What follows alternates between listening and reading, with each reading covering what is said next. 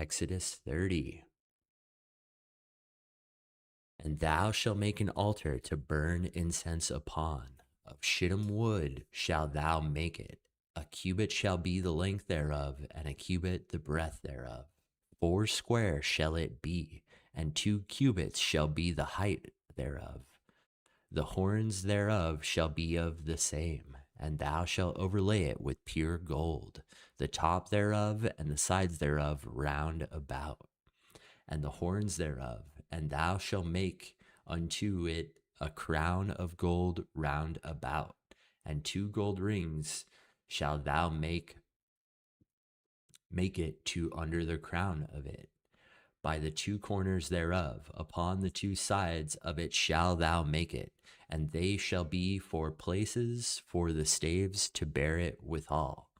And thou shalt make the staves of shittim wood, and overlay them with gold, and thou shalt put it before the veil that is by the ark of the testimony, before the mercy seat that is over the testimony, where I will meet thee. And Aaron shall burn thereon sweet incense every morning. When he dresseth the lamps, he shall burn incense upon it. And when Aaron lighteth the lamp at even, he shall burn incense upon it, a perpetual incense before the Lord throughout your generations. Ye shall offer no strange incense thereon, nor burnt sacrifice, nor meat offering, neither shall ye pour drink offering thereon. And Aaron shall make an atonement upon the horns of it once in a year with the blood of the sin offering of atonements. Once in the year shall he make atonement upon throughout your generations. It is most holy unto the Lord.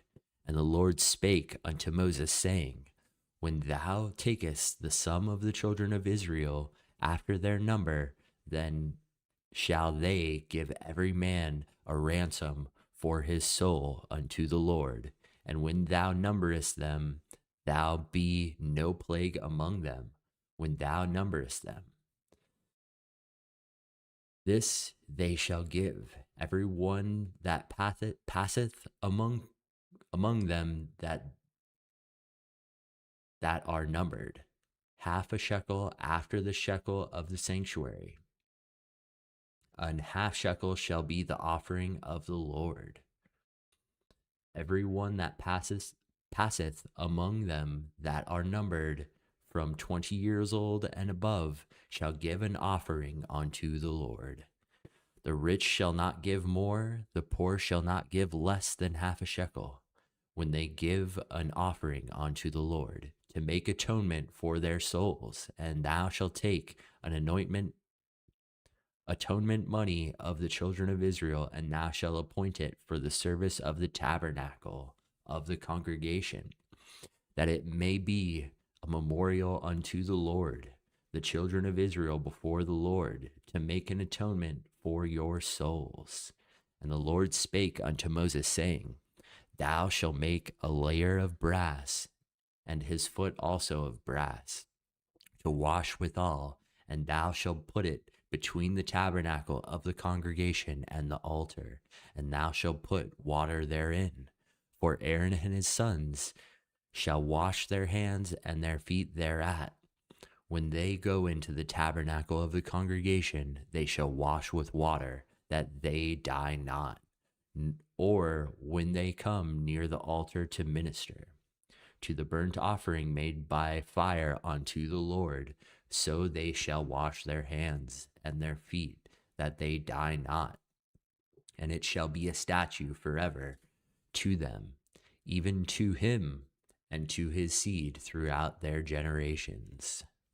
Moreover, the Lord spake unto Moses, saying, Take thou also unto thee principal spices, for pure myrrh 500 shekels, and a sweet cinnamon half so much, even 250 shekels, and of sweet calamus 250 shekels, and of cassia 500 shekels, after the shekel of the sanctuary, and the oil olive unhin, and thou shalt make it an oil of holy anointment, an anointment compound after the art of the apothecary, and it shall be an holy anointing oil, and thou shalt anoint the tabernacle of the congregation therewith,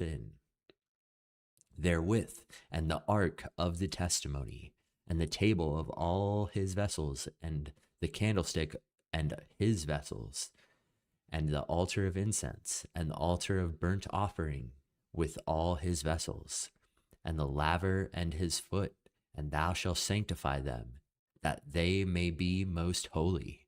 Whatsoever toucheth them shall be holy.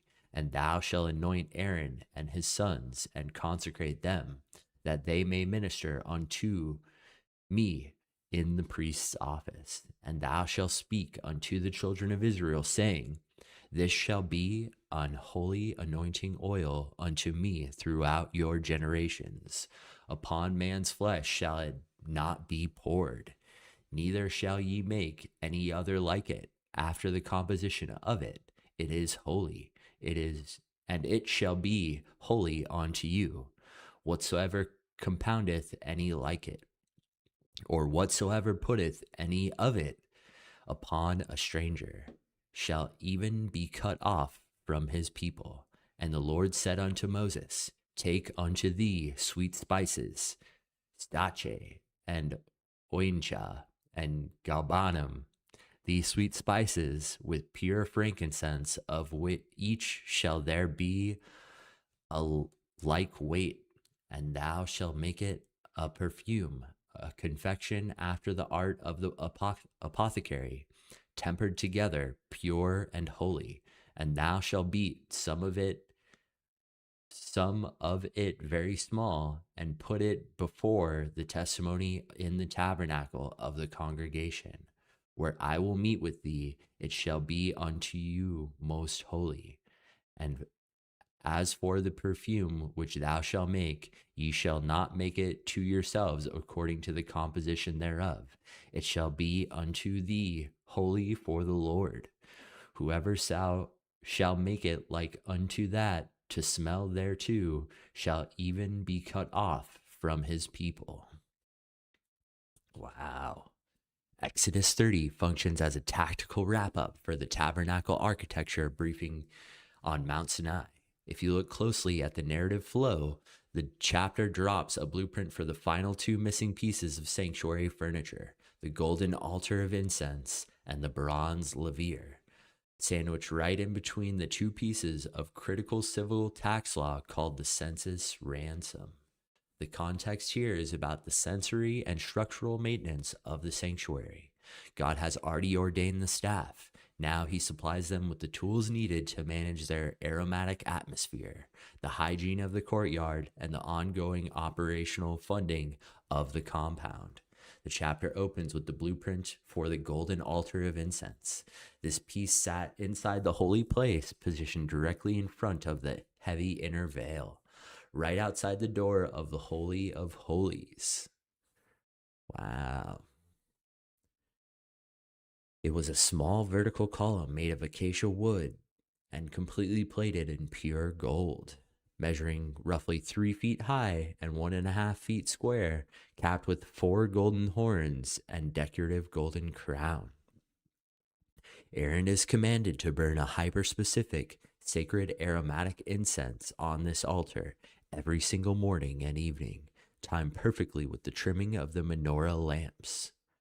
Inside the pitch-black, enclosed tabernacle, the constant burning of heavy animal fat in the outdoor bronze altar would naturally create an intense, heavy odor. The sweet, holy incense acted as a sensory shield, filling the tent with thick, aromatic perfume. In biblical theology, incense is the ultimate visual metaphor for the prayers of God's people rising to heaven. Let my prayer be set before in thee as incense. The verse 9 drops a severe warning. You shall offer no strange incense thereon, nor burnt sacrifice, nor meat offering. This altar was reserved exclusively for God's unique incense recipe. You could not manufacture your own unauthorized fire or use it for casual experiments. Once a year on the Day of Atonement, the high priest would rub blood of the sin offering onto its golden horns to cleanse it. God transitions from furniture to national accounting. He commands Moses that wherever he conducts a military census to count the fighting men of Israel ages 20 and up, every single individual must pay a personal ransom for his soul to avoid a divine plague. The tax was fixed at exactly 1/2 shekel of silver based on the weight of the sanctuary shekel. God lays down a radical socio-economical equality law in verse 15. The rich shall not give more, and the poor shall not give less than 1/2 shekel when they give an offering unto the Lord to make atonement for their souls. In the eyes of the global economy, a rich man's life carries more capital weight than a poor refugee's life. But in the eyes of Yahweh, every human soul carries the exact same identical legal value. The 1/2 shekel flat rate leveled the camp. This silver tax was funneled directly into the ongoing maintenance and operation of the tabernacle. In this, as we see later, these silver coins melted down to forge a massive, heavy silver foundation sockets that held up the golden walls of the building. The final piece of furniture drafted for the complex is a bronze laver. This was a massive, beautiful bronze wash basin situated in the open-air courtyard, positioned right in the gap between the outdoor bronze altar and the front door of the golden tent. God issues a non-negotiable legal mandate for Aaron and his sons. When they go into the tabernacle, they must wash with water, that they die not, or when they come near to the altar to minister. The priests walked barefoot across the raw dirt and desert sands in the courtyard, handling the bloody animal carcasses, firewood, and hot ashes all day. Before they could cross the threshold into the pristine gold-plated interior of the holy place, they had to pause at the laver and completely scrub the grit from their hands and feet. Failure to wash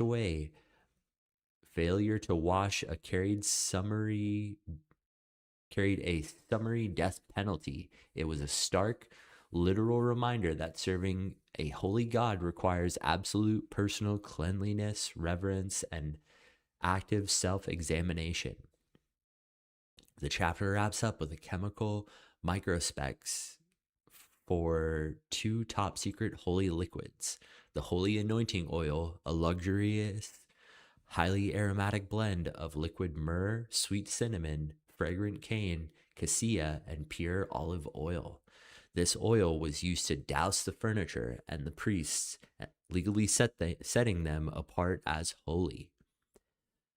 The holy incense perfume, a precise pulverized mixture of dace, onycha, galbanium, and pure frankincense seasoned with salt. God drops a terrifying restriction on both recipes. They are legally classified as holy unto the Lord. If any citizen attempts to clone these formulas at home to use as casual personal cologne or air freshener, they are cut off from his people. The unique scent profile belonged entirely to the presence of God. When a priest smelled the specific aroma, his brain instantly knew that he was standing on sacred territory. As you proceed into Exodus 30, notice how these pieces map directly onto the life of a believer in the New Testament. Interceding smoke, the golden altar of incense, sits right before the throne in Hebrews 7:25. Jesus is described as the ultimate living altar of incense, who ever liveth to make intercession for us, rising like sweet perfume before the Father's face. The laver of renewal, the bronze laver, represents the continuous need for cleansing after walking through a dirty world. Even if a person is already legally redeemed by the blood of The altar, their daily walk, collects dust. New Testament theology calls this as a washing of regeneration, renewing of the Holy Ghost, or as Jesus told Peter in the upper room, that he washed only that he that is washed only needs to have his feet cleaned. Wow.